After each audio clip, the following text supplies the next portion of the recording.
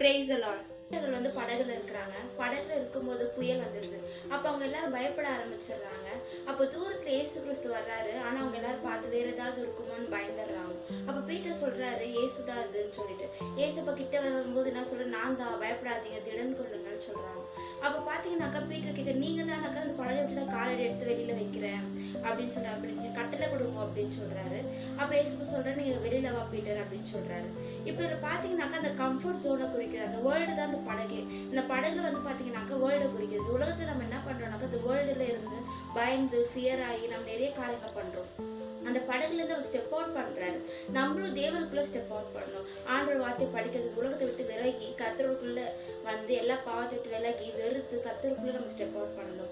ஆண்டவர் ஃபோக்கஸ் பண்ணி நடக்கும்போது என்ன ஆகுதுன்னா விழுந்து போறது இல்லை. ஆண்டவர் ஃபோக்கஸ் பண்ணாம எப்போ அவர் ப்ராப்ளத்தை ஃபோக்கஸ் பண்றாரு, அவர் தண்ணிக்குள்ள மூழ்கி போறாரு. தண்ணியில மூழ்கி போகும்போது கூட இயேசு கிறிஸ்துவோட கரம் மட்டும் தான் முதல்ல போய் அவரை காப்பாத்துது. இதுல நம்ம என்ன கத்துக்கிறோம், நம்ம ஃபோக்கஸ் ஜீசஸ் மேல இருக்கிறவரை நம்ம விழுந்து போறது இல்லை. நம்ம ஃபோக்கஸ் நம்ம ஜீசஸை விட்டு பாவத்துக்கு நேராகவும் நம்ம இந்த உலகத்துல இருக்கிற பிரச்சனைகளுக்கு நேராக நம்ம பார்க்கும்போது நம்ம பிரச்சனையில விழுந்து போயிடும். ஆமென். Praise God.